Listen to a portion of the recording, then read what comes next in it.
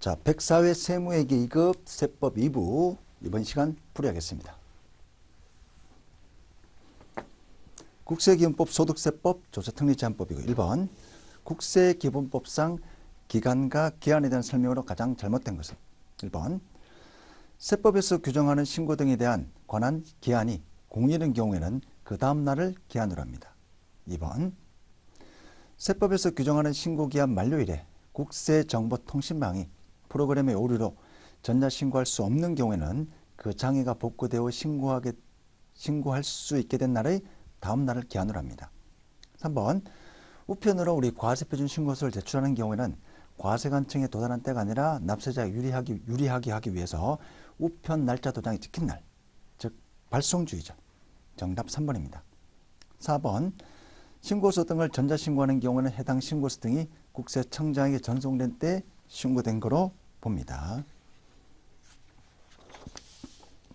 자, 2번 서류 송달에 관한 내용으로 가장 잘못된 것은 1번 송달을 받아야 할 자가 송달받기를 거부하지 아니하면 다른 장소에서 교부할 수 있다.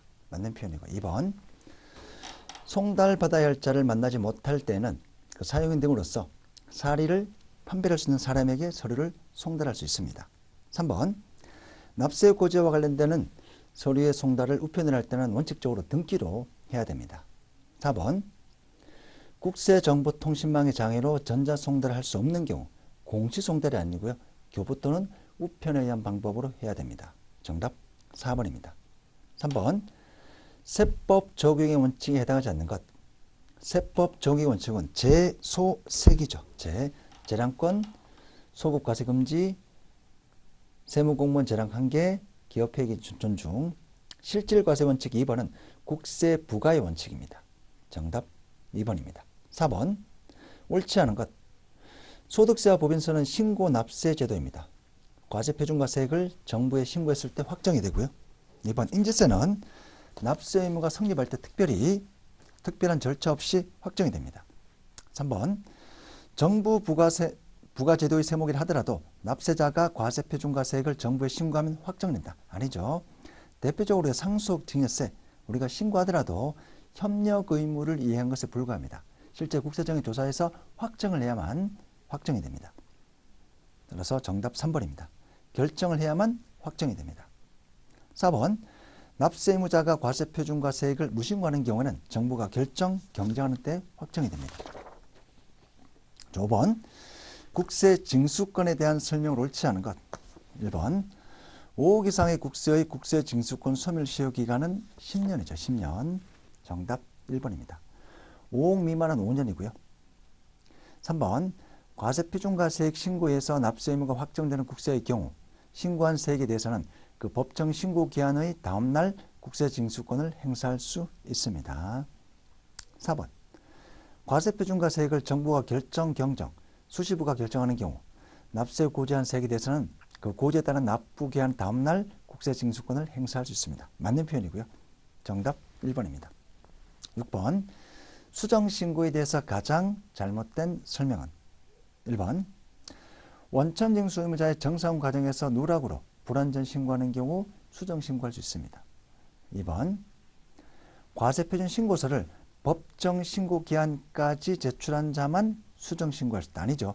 기한 후 신고한 자도 잘못 신고한 경우에는 적게 신고하는 경우에는 수정신고할 수 있습니다. 정답 2번입니다. 3번 법정 신고 기한까지 신고한 자가 신고 기한이 지난 후 2년 이내에 자진 납세, 수정 신고하면 가산세 감면 혜택이 있습니다. 4번 소득세를 법정 신고 기한까지 신고한 자의 수정 신고는 당초 신고에 따라 확정된 세액을 증액하여 확정하는 효력이 있습니다. 정답 2번입니다. 7번 2차 납세 의무에 관한 설명 중 옳은 것은 1번 2차 납세 의무를 지는 무한책임사원의 납부 책임에는 한도가 없습니다. 무한책임이니까. 2번 청산인의 2차 납세 의무 범위에는 한도가 있죠. 부족한 부분. 3번 출자자의 2차 납세 의무는 납세 의무 성립일 현재의 무한책임사원 등입니다. 그래서 납부기한 종료일이 아니고 납세 의무 성립일입니다. 4번 사업 양수인이 양도인이 사업용 부동산을 양도함으로써 납부하여야 할 양도세에 대해서는 2차 납세의무를 지지 않습니다. 양도소득세는 납세의무지 않습니다. 그 사업장 관련된 뭐 부가가치세, 뭐 종합소득세 이런 부분에 대해서 2차 납세의무가 있고요. 자, 8번 국세 우선권의 우선 여부를 판단하는 법정기일로 옳지 않은 것. 자, 정답만 볼게요. 신고하면 신고일. 2번에 정부가 결정하는 세목은 납세 고지서 발송일입니다. 발송일입니다. 정답 2번입니다. 9번 조세 불복 제도에 대해서 옳지 않은 것. 심사 청구는 세무서장을 거쳐 국세청장이 해야 되고요. 2번 동일한 처분에 대해서 심사 청구와 심판 청구 동시에 할 수 없습니다. 둘 중 하나만. 감사원 심사 청구도 마찬가지고 셋 중 하나만 할 수가 있습니다. 3번 종합소득 금액이 5천만 원 초과하는 경우 국선 대리인 선정을 할 수 있습니다. 없다 했기 때문에 틀린 표현이고요. 죄송합니다. 5천만 원 이하인 경우 국선 대리인 선정할 수 있고요. 5천만 원 초과니까 선정할 수 없습니다. 맞는 표현입니다. 4번 심사 청구와 심판 청구는 국세정보통신망을 이용해서도 할 수 있습니다. 정답 4번입니다. 10번 국세 환급금에 관한 설명으로 옳지 않은 것. 1번 납세의무자가 국세 및 강제징수비로서 납부한 금액 중 잘못 납부한 금액이 있을 때는 즉시 그 잘못 납부한 금액을 국세 환급금으로 결정해야 되고요. 2번 우리 충당 후 남은 금액은 30일 이내입니다. 30일 이내에 지급해야 됩니다. 정답 2번입니다. 3번 환급금에 관한 권리는 하나의 재산권이기 때문에 타인에게 양도할 수 있습니다. 3번 세무서장은 국세 환급금에 관한 권리 양도 요구가 있는 경우에 양도인 또는 양수인이 납부할 국세 및 강제징수비에 충당하고 남은 금액에 대해서는 양도 요구에 지체 없이 응해야 됩니다. 즉 따라야 되는 거죠. 11번 옳지 않은 것. 작성 비치한 장부 증빙 서류는 5년입니다. 5년. 정답 1번입니다. 납세자가 국내에 주소 또는 거소를 두지 않는 때는 세무사를 납세 대리인, 즉 대행할 사람, 세무 대리인을 세울 수 있고요.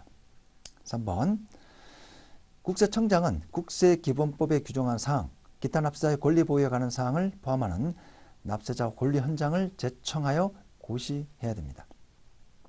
4번 납세의무자 과세표준 신고서를 우편으로 제출한 경우에는 별도의 접수증을 교부하지 않을 수 있습니다. 직접 민원실에 방문하면 접수증을 주어요.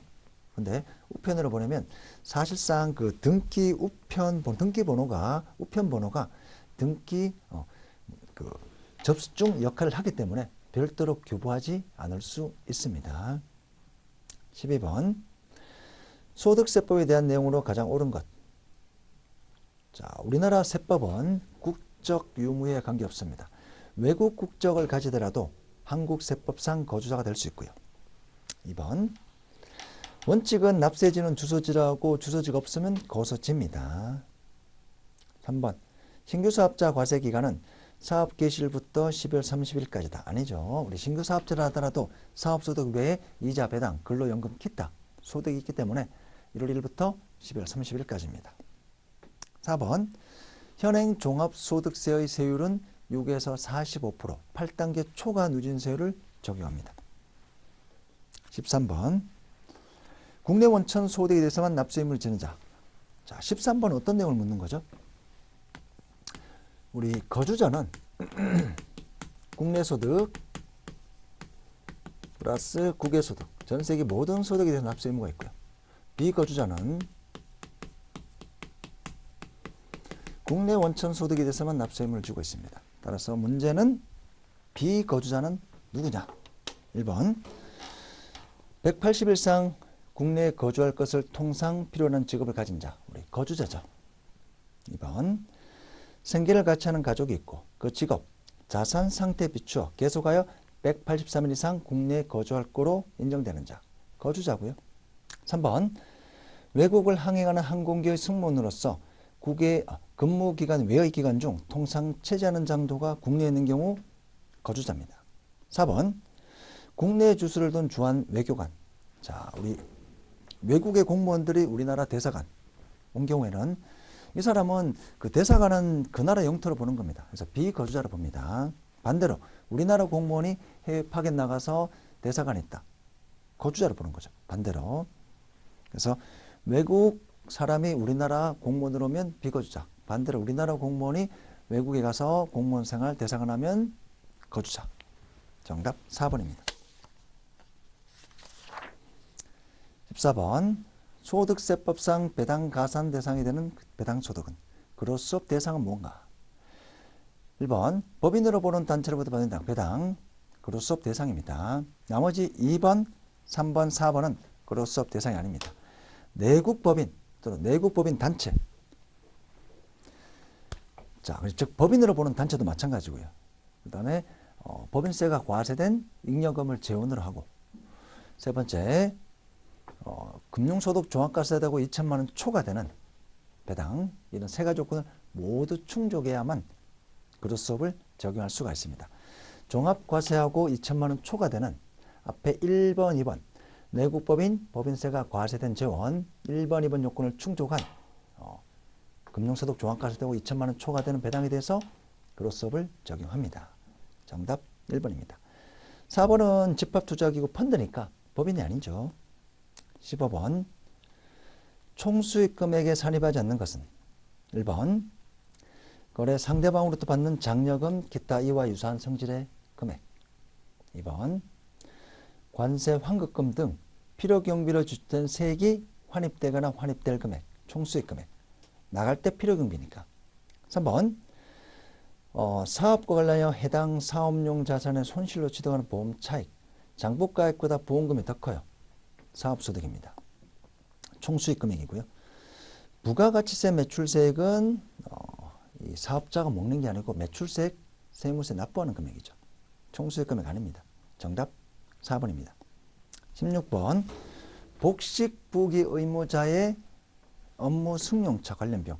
참고로 볼게요. 너무 디테일한 내용이고요. 업무용 승용차는 우리 법인세법 내용만 보시고요. 소득세법은 참고 목적으로. 1번. 자, 정액법. 우리 법인세법 똑같습니다. 2번.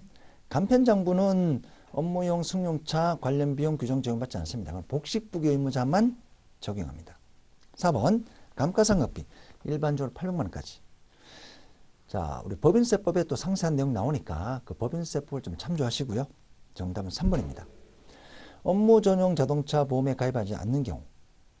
자, 한 대는 자동차 보험에 가입하지 않더라도 한 대는 업무 사용 비율까지 인정이 되고요. 한 대 초과는 원래 불가인데 25년 12월 말까지는 25년 12월 30일까지는 50%까지 사업 사용 비율 50%까지 인정이 됩니다. 참고 목적으로만 보시면 좋을 것 같습니다. 17번. 근로소득으로 과세하는 것. 1번. 비출자 임원이 사택을 제공받음으로써 얻는 이익. 근로소득 아니죠? 2번. 사용자가 국민건강보험법에 따라 부담한 건강보험료. 내가 반, 사용자, 회사가 반. 회사가 반내는 거 근로소득 아닙니다. 3번. 자, 임직원의 고의나 중과실 외의 업무상 행위. 업무하다가 실수로 잘못한 거.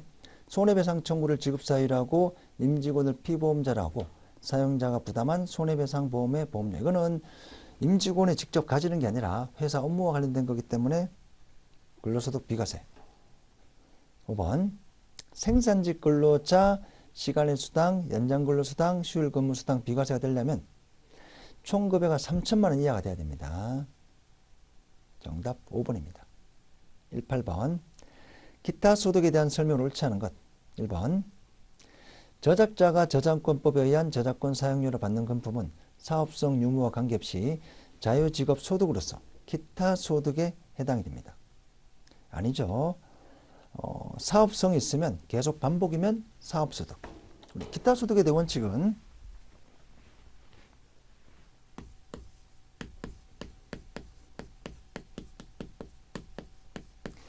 일시 우발 성격입니다. 이런 업을 계속 반복을 하는 자는 즉 사업성이 있으면 이거는 사업소득입니다.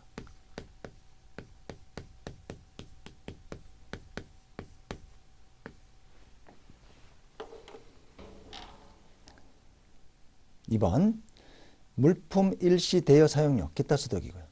2번 일시적인 문예 창작은 기타 소득이지만 소설가가 소설 쓰고 받는 인세 계속 반복이니까 사업소득.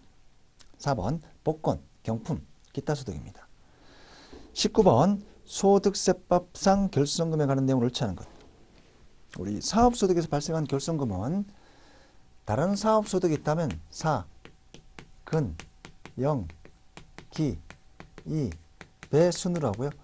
그리고 원천징수세율이 적용되는 금액에서는 공제 안 됩니다. 세율이 14%니까. 14% 적용 소득에 대해서는 공제 불가.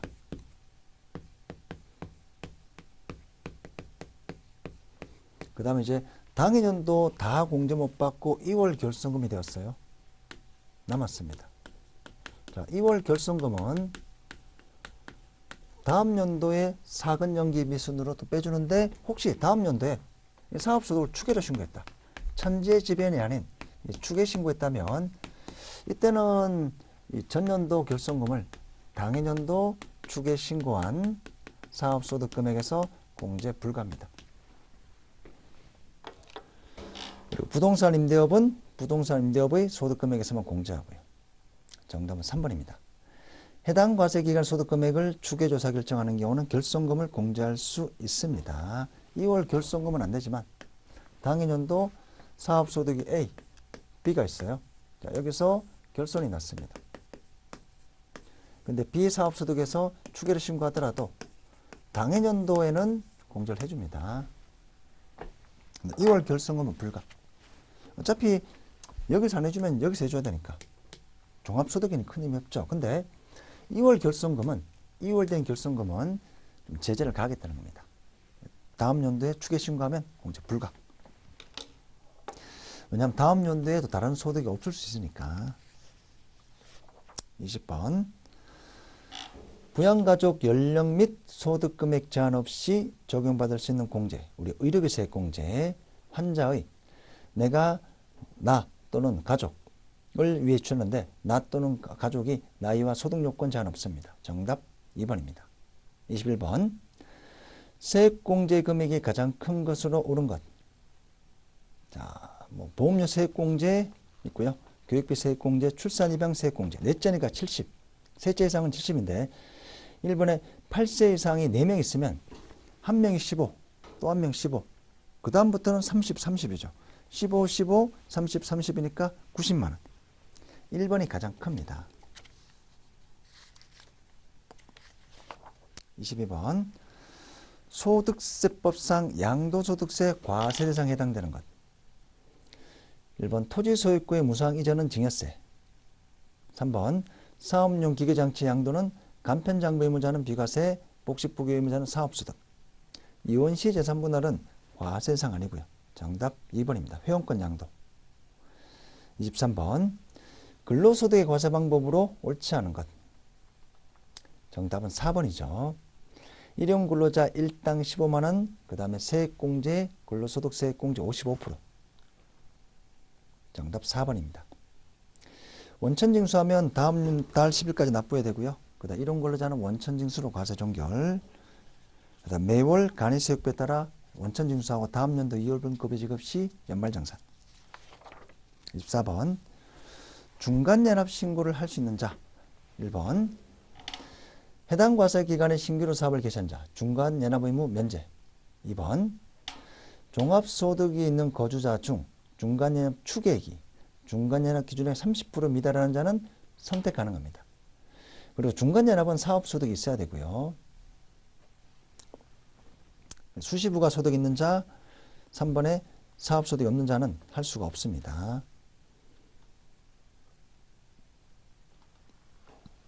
자, 25번 사업장 현황 신고를 반드시 해야 되는 경우. 1번 폐업하더라도 면세사업자는 사업장 현황 신고해야 됩니다. 정답 1번입니다. 그 사업장 현황 신고는 면세사업자, 폐업한 면세사업자도 대상입니다. 2월 10일까지. 주관식 26번. 우리 기한 후 신고하는데 수정 신고하는데 1개월 내에 수정 신고하면 과소신고 과산세의 100분의 90의 금액을 감면합니다. 90% 감면. 27번. 세무조사 사전 통지는 15일 전에 통지해줘야 됩니다. 28번. 자, 사적연금 소득이 1200 이하인 경우 분리과세 원천징수로 납부종결 선택할 수가 있습니다. 1200입니다. 29번. 일시 우발적인 기타 소득 우리 60% 경비 인정이 됩니다. 근데 만약에 60% 초과하면 지출이 더 많으면 원칙적으로는 실제 지출 경비니까. 30번. 자, 인적 공제액을 계산하여 숫자로 표시하시오. 금액을 계산해 보는 거고요. 어떤 기본 공제, 근로자 본인이 있고요. 모친, 작물 생산은 비과세니까 모친 해당되고요. 그다음 추가 공제, 경로의도자 공제됩니다. 남편은 사업소득 있으니까 안 되고요. 장남 만 21세니까 안 되고요. 차나면 됩니다. 자, 3명 450. 추가 공제 100만 원. 토탈 인적 공제액은 550만 원입니다. 자, 이렇게 해서 우리 104회 세무회계 2급 기출문제 1부, 2부 모두 풀이 마치겠습니다. 항상 건강하십시오. 감사합니다.